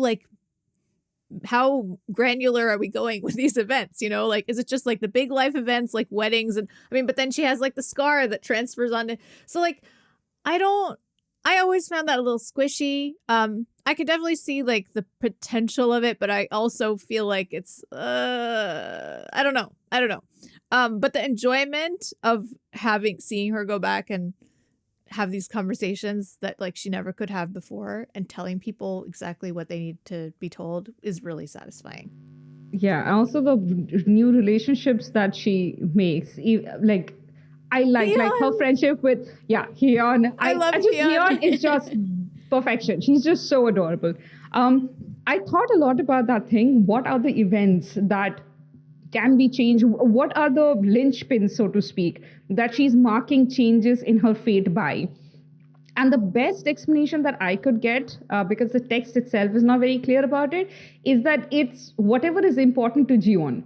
So like at a future point, like several episodes in, there is, this thing with a purse. Who does the purse go to? Really not a life-changing event, doesn't actually affect anything, except it was important to her. There were these red shoes. Who gifts it to whom? That mattered to her. In her head, like these things, struck her. And if she saw those things moving, then she realized that, hey, okay, so my life is no longer going in the trajectory it was in the first lifetime. I did really like how they established why she might still end up living the same life when she first went back, because her first instinct was to break up with her, future evil husband, current evil boyfriend. But then immediately Minhwan was like, she had forgotten how violent he could be. Like, of course, he killed her, so that's fresh. But I mean, like, just in a normal conversation, how he could erupt. So, and why this had been one of the reasons she couldn't break up with him before, because she does explain that she had these thoughts even in her first life. But then she just went along because it was easier for her. She just excused those behaviors, and she had sort of talked herself down so much that she thought this was the best she could get. This was the only man who would ever love her to any capacity. So that threat of violence really effectively worked. And then immediately after that, when they went to the police station, and this was 2013, and you can absolutely see this happening there, where the policemen were, this is just like a domestic squabble. Why are you wasting our time with it? And Minhwan was like, she's just unhappy with me right now. That's it. We are so sorry. And Ji-won is like livid. She's like, wait, I have to actually be hurt before you take me seriously. But this is like such a normal interaction at the police station. Yeah. So I love these setup moments where she couldn't just exit. Her bank balance was practically zero thanks to Minhwan sucking all her money out. Even if she wanted to break up with him, he could come and do real violence. She had just been killed by the guy. She knows he has it in him. So for her to walk away is not just not an easy decision. It's impossible because she's afraid of dying. And it's good. That setup is good. So which is why she has to start employing her future knowledge to start shifting fate slightly instead of, rapidly, so that the repercussions don't come and hit her in the face immediately. So I love the setup. I have some stuff to say to that, but like, I go on. She hasn't said anything yet. Do you know what? My mind is blank, so I'm enjoying just listening. So keep going. Okay. So on that note, like, I agree with you, Paroma. The way that they set that up, I feel like sometimes with these kind of stories where the heroine starts out, especially, but stays like really downtrodden for like a good portion of the beginning of the drama, it can be frustrating when you don't understand why this misery is just being heaped upon her and she's just kind of taking it. But in this situation, when you do go back 10 years, it really helps you understand, A, how she got to that point, and B, like, that even back then, these two people were manipulating and gaslighting and abusing her, really. I mean, like, her relationship with not just her boyfriend, but even her best friend, so-called, were abusive, and in a way that she couldn't recognize because of that life history and that family history that they set up, right? I think pretty well, of her mom leaving her when she was 14, and then her dad dying, and her feeling so alone in the world that she was just like willing to hold on to whatever stability she had in her life, even if it was toxic. And so, like, you can really understand why it's difficult for her to extricate herself. And the other thing that I really loved was, like, going back and seeing that Sumin was always this kind of person, which, like, to me is so much more impactful than her, like, suddenly flipping when her friend is, like, terminally ill and deciding, I'm just gonna, like, take this husband that's available for the taking. Who cares about my friend that I've loved all these years? You realize that, like, and I think their relationship is the most interesting relationship in the whole drama, personally. Like, that toxic, weird, codependent, like, horrible so-called friendship that they have with, where she just has this, like, sick sort of satisfaction of like keeping Jiwon suppressed and being the only person who gives her any kind of validation by design, by, like starting from high school, where she kind of just uses her as a way to feel good about herself and just like latches on to any kind of success that she has and sort of like sucks it out of her like an emotional psychological vampire. Like, so she's a good. Textbook narcissist. So good. Yeah. It's very dark. I wanted to touch on something that you've mentioned before, Paroma, which is like the dilemma of, I mean, we've mentioned this, I guess, in our group chats, but like the dilemma of like, is it okay to punish someone for their future crimes?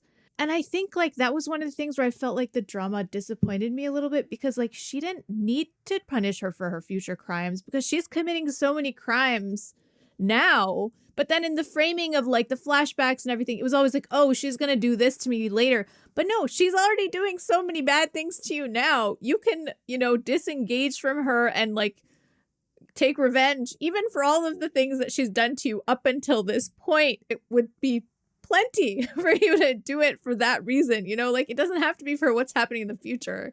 And I just feel like it was framed as, oh, she's going to do this really bad thing to me in the future, so now I have to take care of her. But like, not really being like, it's already justified from what's happening now, Yeah, I agree that the trajectory that Sumin and Minhwan are on would, like, you can clearly see that it's going to take them to where they were in 2023 if everything stays the same. However, I think my disappointment in this plot comes from a different, I don't think it's so much that she doesn't, like, Jiwon didn't consider the wrongs that Sumin had done to her till now. It's just that in Jiwon's head, Sumin and Minhwan have already killed her. They have already betrayed her. So living her second life, she is punishing them for what happened in her past, not for what's happening in the future. Because pushing your manipulative, gaslighting best friend towards death and 10 years of horrible abuse in her, married life, that's like a horrible, dark thing to do. And you can absolutely argue whether, dying of a terminal illness and also being killed by your husband like weeks before dying naturally is a fate that a gaslighter deserves.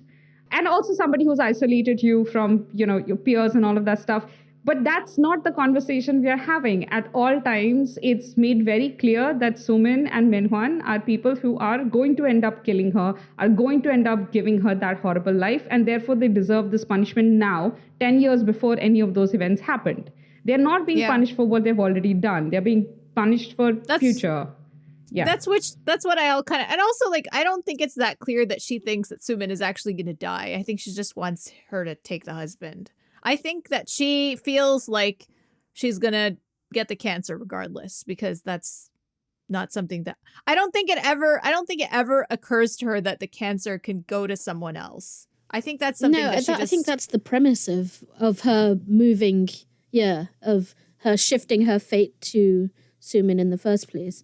Because remember, the connection of the cancer was that it had begun from her having those gastric issues from the beginning and not catching them in time. So like the first thing she did when she was resurrected, I guess, was go to the doctor and like get the intervention very early before it could become cancer. Well, no, that's what I mean. Like, I think her strategy was like, let's catch it early. But I don't think that she thought, or at least what my impression was, that she thought that the cancer was going to actually end up with someone else. I got the sense that she did think that. Okay, right. Well, that's just... Which is why she was so surprised when there was a different turn of events. Yeah. And here's the thing. It's made very clear because in the first episode, she says it over and over again that this happened to me. Like, take my fate, which is the husband and the cancer and the death. So all of that. She was putting them all together, but also like when we were in the flashback mode, or rather when we were in current day 2023, she was constantly thinking, like, after her diagnosis, that this happened to her because of these people, because of the years of stress, because of ignoring her own health, because of not eating properly, just abusing her body over. So she blamed it squarely on marrying Minhwan. And it was like, for her, that was the reason.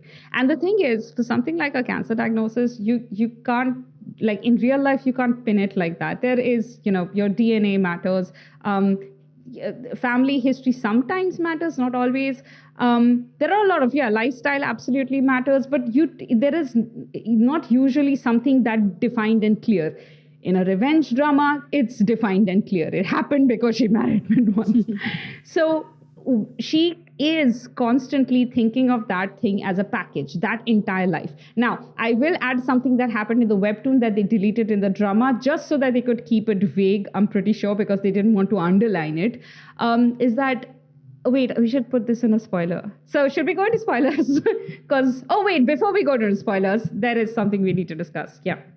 There's something about this drama that made me really feel conflicted even about starting it. And like, even though I was really enjoying it for the first 10 episodes, I still felt conflicted even as I was watching it, which is that when this was a webtoon, they put this really Islamophobic plotline into it, where basically they were working on a halal food type of product, and then there's some article that comes up where there's Korean people being murdered by Muslims, and it's just very textbook casual racism against Muslims.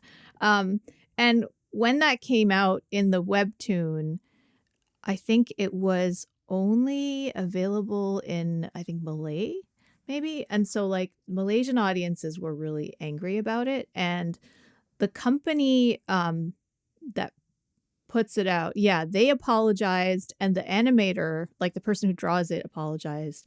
The author of the webtoon never apologized. They changed it, and you can no longer read that in the official versions or in the translations. But this author who never apologized is also a co-writer on the drama, which I found out maybe 4 episodes in of watching it. So at first I was like, oh, that person isn't really involved. Yes, it's their property and they're getting money from it, but I also was thinking like if they changed it, I guess my question is what are we asking for in these kind of situations? If it seems, if we're giving them like the most benefit of the doubt and they're like, okay, well, I made a wrong decision. I was ignorant. I've changed it. Do we need an apology or do we want them to change it? And do we need both, or is changing it enough? Changing it and moving on and not doing it again? Like, I don't know. I feel conflicted about this, as you can tell. I don't really have an answer. But it does make me feel less good about watching and enjoying the drama, knowing that this person is also, and this webtoon author is called Sung Sojak. They're also listed as a screenwriter for the drama. So, like, I just wanted to, like, say that because I know that, like, this drama has been getting a lot of buzz and a lot of love and attention. And, like, I don't know how I feel about. Now I have some issues with, the drama itself, what happens in later episodes. But like initially when I was just enjoying it, I was like, can I just enjoy this and praise it and tell people to watch it when it has this kind of problem in its history and in the people who make it? I don't know. And I don't know how you feel about that, Saya, as the other Muslim on the podcast. But like, that's kind of where I'm at. I don't really know how to feel about this. And like the drama just excises all of those things completely. Like it doesn't even go there. There's no halal food plotline even. So clearly know that they shouldn't do that again. But like, do we want them to be punished? I don't know. Like, I don't think we need people to be punished. We need people to understand. And that's not really my thing either, right? Like, wrong. I'm not looking for people. Yeah, I'm not necessarily looking to punish people, but I'm also like I don't necessarily want to give my full-throated approval and promotion to a drama where like this kind of... I also don't necessarily want to give them my money, so... Yeah. As long as I'm not giving them money, I'm okay with watching it.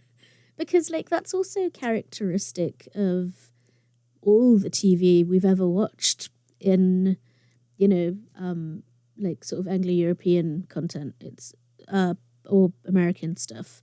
That Islamophobia is so endemic.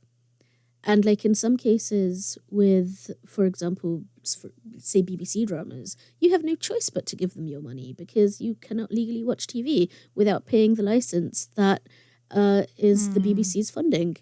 So... Right. Whether you watch it or not. I mean, if you don't have a TV, you don't pay the TV license. But if you have a TV and you want to watch TV, as opposed to like using your streaming services or OTT platforms or whatever, you must pay the TV license. Yeah. Well, this one is on Amazon Prime. Mm-hmm. So if you have a Prime subscription. Yeah, I mean. Whether you watch the drama or not, you're paying them, So it's just, I don't know. It is. But I also think like in the sort of broader view of how we experience media anyway, I think we have been insulated from a lot of that Islamophobia in K-drama, and that's part of the reason why K-drama is better for us, like is a better experience for us to watch as Muslims. But it's also not a new experience. Like this feeling is not new because it's in everything I've ever watched before that, pretty much. Yeah, and we've even seen it in K-dramas before. Exactly. It's just not that It's common. much less common. Yeah. And so when it comes, it's a big shock. I have mixed feelings, like it's a case-by-case thing. I decided I'm going to carry on watching the drama, but as we have spoken about, is it time for the tambourine? Yes, spoilers! Okay. Spoilers! But then the drama got bad, so... up to episode 10, it was fantastic. And then by 11, it took a nosedive, and what is the drama doing? And I feel like I'm getting this thing, and it's not, like, Pang Min-young's fault necessarily, but, like, it's a Pang Min-young drama hallmark at this point, the sort of last quarter nosedive, where you've been watching a brilliant drama up until the end. And I don't know, like, Paroma, you were saying you still have faith in it coming back from this. I do think that it's suffering from, like, the episode 12 curse, but before it's too long. we talk about that, it's too long. It is too long, yeah. But it also, ended in 12 episodes. Curse of episode 12 where you have to have the breakup and all of the stupid things happen. But before we go on to that, going back to like the why, aside from the drama making it pretty clear, why I'm doubly sure that Ji-won absolutely knew what she was doing, pushing So-min towards her fate, is because in the webtoon, Suman and Minhwan get married and Jiwon attends the wedding. And Jiwon gives this cash gift to Suman and basically tells her that, hide it from Minhwan if you don't want to, you'll need it later. And in her head, she's thinking, this is the most I can do for you for when you're sick. She absolutely knows. That's so dark. Okay. It's so dark. Really dark. Yeah. And that darkness is never addressed in the drama. And I was wondering how the drama is going to do it. And the drama was basically just like, we're going to be super vague about it. It's too hard. This is too hard, so we're not going to do it. We're not going to do it. Before anything else, Sang Soo-jak isn't a writer in the drama. He gets writer credits in any IP that he has, he sells, but he is a webcomic writer. Like, he's the original writer, so he gets writer credit in every screenplay. So he's getting that goes writer out. credit on the drama, but he's not involved in the actual writing the drama. But it doesn't matter. He still gets writer credit. But he's still getting writer credit. Yeah, still getting paid for it. Sorry. But thanks for making that clarification. Yeah. So, episode 12. Okay, it came out of nowhere a bit because in episode 11, we were like, this is spoilery, guys, okay? This episode 11, we were really happy they got together and it was fine. But then end of episode 11, an ex-fiance shows up, and I need to point this out as a webtoon reader. It was not in the webtoon, and apparently it was in the webcomic, a web novel, but there is a good reason why they cut it out in the webtoon. It should have remained, I don't know, on the draft floor when it came to the drama, because the ex-fiance adds nothing. She's a complete caricature, and it's a pain to watch every scene that she's involved in. But the worst scene, of course, was using the ex-fiance's existence as a reason to break the couple up. Where Jiwon in the says dumbest way possible. In the dumbest way. She says the stupidest dialogue in the entire drama, and she tells Ji-hyuk that you can't break up a relationship one-sidedly. And I would like to know what other way you break up.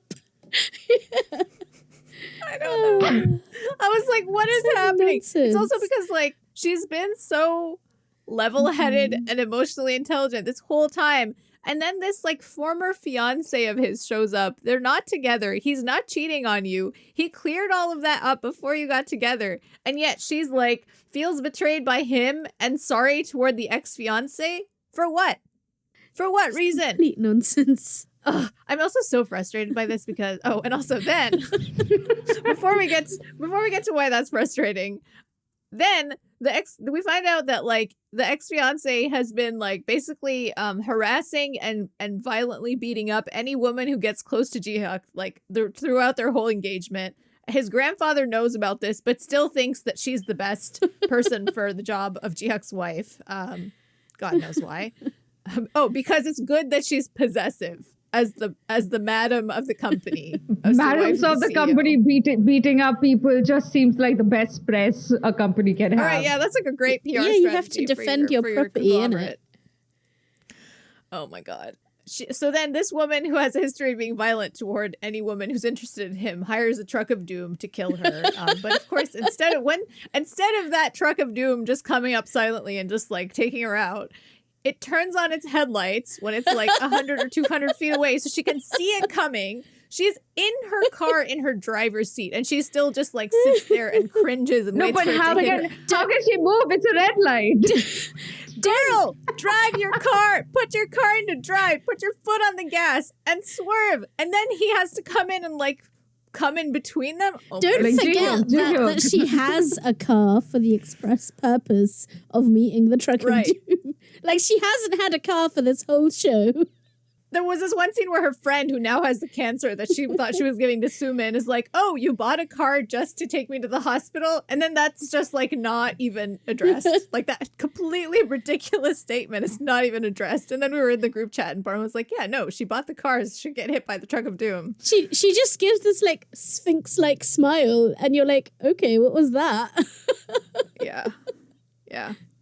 The thing that is so frustrating is that there could have been a way for them to break up organically in episode 12 where like he's been hiding the fact that he's also gonna die in 10 years as the reason why he was reluctant to get into this relationship with her in the first place, and why she had to like kind of convince him that it was okay for them to be happy in this moment. We could have had her finding that out, or we could have had him confessing that, or we could have had that come out in some way where they're like, where he's like, actually, you know what?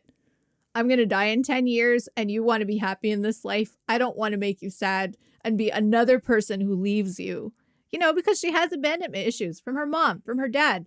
Like, that's her whole thing. She wants someone who stays. Like, this could have been the sort of crux of their relationship issue instead of all these like random external forces that make no sense and lead to them having all of these like ridiculous conversations where like she's acting like she's a completely different person from the one we knew from episodes 1 through 11. It also took away from the great twist that was Joran getting cancer instead of Sumin, because Sumin is a very different person. And from the very beginning of this drama, I've been admiring how they've been using human agency.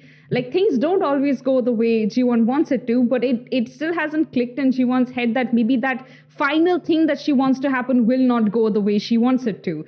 And then it happens to somebody else, her close friend at this point. And so the guilt of that, like, they didn't explore any of it because they had to do a stupid breakup thing. And that took away from the gravity and the intensity of that twist. This was a good twist. They totally wasted it. Yeah, like that moment where like Minhwan and Juran's husband come out of the restaurant and they kind of make the same expression and say the same thing, and they're echoing each other, and you're like, oh no, oh wait, oh no. And then that's when I started kind of like, I was kind of thinking it when she kept having like the stomach problems and the useless husband, but that was the moment where it clicks, where you're like, oh no. And so that, you're right, it's such a huge thing, and it would have had enough gravity on its own. And then you could have still had the breakup. You didn't need all of this garbage. You absolutely didn't. And also, ex-girlfriend, if you had to bring in the ex-fiance, even if it was for a short cameo, then she could have disappeared instead of suddenly her becoming like the endgame villain for some god. You have Sumin, you have Minhwan. Why do you want a underdeveloped, like, what? Okay, they could have still brought her in. Why would this woman murder her? Like, it makes no sense. I absolutely cannot tell you. So it's she doesn't just, okay, if the previews of next week are to be trusted, she doesn't just murder, like try to murder Jiwon. She trains Minhwan and like he gets a training montage to be a killer. Like, honestly, I don't know if I'm going to continue with this show. I'll be honest. Like, I'm kind of done. Listen, I am actually looking forward to next week because I suspect we'll get lots more Minhwan and Sumin scenes, which is what I'm here for right now. Jiwon could have had a bit of development in this week where she finally meets, like, she thinks she has achieved what she wanted to by episode 11. So in episode 12, she meets a new foe who she knows nothing about. Ji-hyuk's life is something that she's only seen on television, so she doesn't know that world at all. She, like, her successes till now have very much been on the shoulders of her foreknowledge. So once she no longer has foreknowledge about some things, how does she deal with that world? How should, like, is this new, more confident Jiwon, does she stand up when she's facing a foe she doesn't know? That would have been an interesting space to go into, but they did not do that. So we don't know. Yeah. While we're listing our complaints, I forgot to say this in the non-spoilery section, but like, I just find Yoo Ji-hyuk such a boring and uninteresting hero. Let me just say this. I know maybe you guys might not agree with me, but like, I don't really like Na-nu as an actor. I don't think he has leading male capabilities or qualities or charisma. Like, he's fine as a second lead. I wasn't excited when I heard he was being cast opposite Park Min-young. And then, like, if they wanted to cast him, I think they should have written his character better. But like, his character is nothing except an empty vessel that loves Ji-won and wants to live for her. That's it. And like, he's not interesting. He's nothing. Like, why not date the hot chef who loves you and doesn't have any weird baggage? I really like him. He's right there. Uno, like, why? Uno is so lovely. Leave everything behind and go with Uno. I mean, I am kind of shipping him with Hyun now because they're both so lovely, but like, I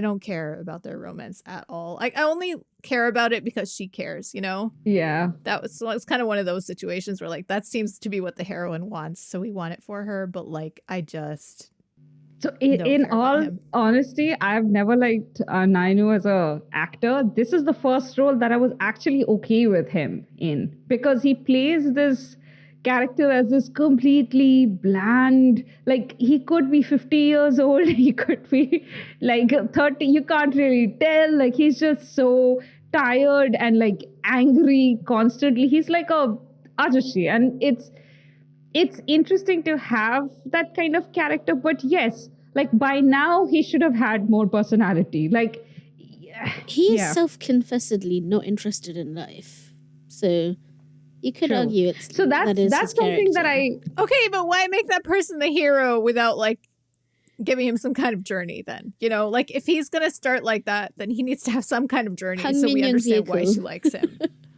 Park Min does have okay. She does have enough charisma for two, but the problem is when the story nosedives, then I begin to hate her too. Yeah, I don't hate her yet, but I'm not impressed with. No, I don't. I just really disliked the episode 12 turn. But if Yoo Ji-hyuk had anything going in his life except for his obsession with this woman, I think he would have been instantly 10 times more interesting. Like, what does he like in life? Yeah. Judo, and this woman is, and even like, judo is almost in her service. It's like, so he could teach her. It would actually be cool if you know the other guy, the aide, the one who's got a soft spot for Juran. If there was a relationship between those two where he's like trying to gain his approval or something because his granddad has told him that it's important you get this guy on your side, like that would be really interesting. I kept waiting for that. You know that conversation he has with her and he's like, I made 2 mistakes. One of them was that I didn't try to get this guy on my side. And I was like, oh, maybe we're doing something interesting. It didn't go anywhere. Nothing. Zero. You know, like that was an opportunity. I agree. That would have been interesting. Yeah, he just passively, like at some point, Lee Suk-jun is meeting up with, the grandfather and is like, well, Yoo Ji-hyuk is a lot more fun these days. He used to be so boring. What? How? Where is he fun? How is he fun? What are you saying that we are not seeing? That was just like the writers being like, oh, we forgot we were going to put this plot line in. So let's just pretend it happened and move on with our lives. Yeah, I think also I'm happy that you still have hope in this Paroma. Like, I just want, like, my last thing on this is just that I think I also, for me, I really liked Park Min-young in the beginning, and the more she got into that, like, post-makeover, shiny, beautiful, well put together, fashionable Park Min-young, the less interesting I found her. How is she affording that wardrobe? Even with her stock market wins. I feel like the more, and the more gorgeous her outfits are and the more she's made up, I just find that her acting gets stiffer and she becomes less interesting and lively. And I just like why? We had her back in the beginning and I feel like we've lost her again. This is a Park Min-young flaw. Like, this is what happens to nearly all of her characters. Because at the beginning of this drama, I was like, is this healer Park Min-young? Because we were excited about that. Yeah, she cut her hair. Yeah. She was like a little frumpy. Exactly. She was alive. Exactly.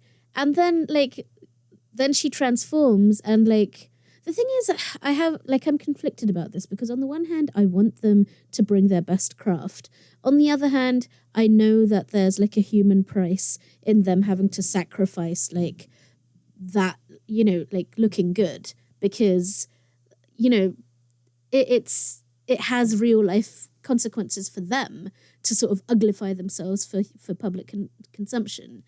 And so then I'm like, well, I don't want them to do that either.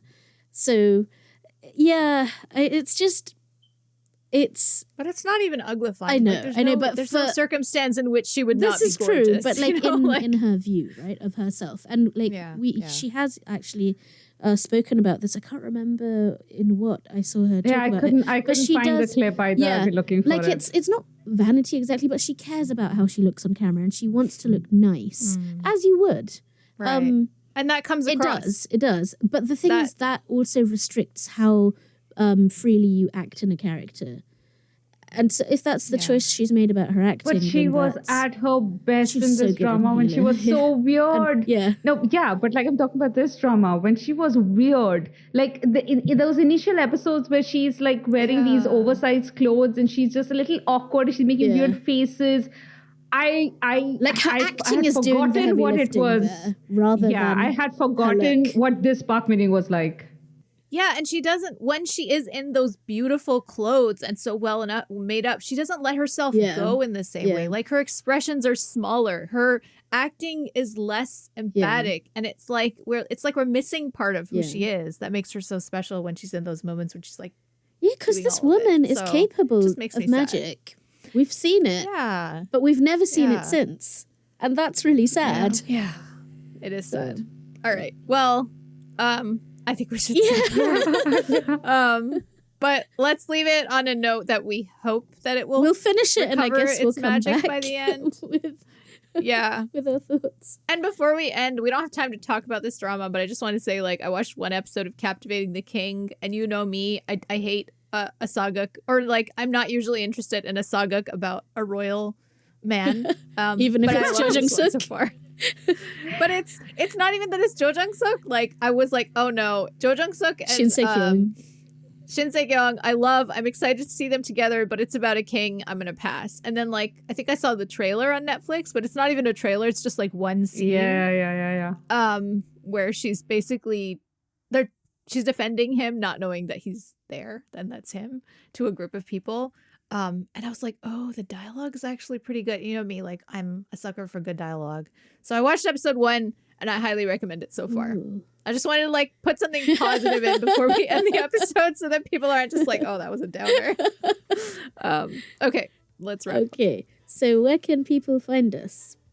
You can find us on Twitter at Dramas Overflow. You can find me on Twitter at Anisa Khalifa _. You can find me at Not Now Sayo. You can find me, Paroma, at the Drama Notes. You can find us on Instagram at dramasoverflowers_. You can also email us at dramasoverflowers@gmail.com. And our website is dramasoverflowers.net. And be sure to sign up for our newsletter either by following the link in the description or going to dramasoverflowers.substack.com. Okay, guys, that was it. Yeah. Thanks for listening, everyone. Thanks for listening. Hope you survived. Bye-bye. No trucks of doom coming your way, hopefully.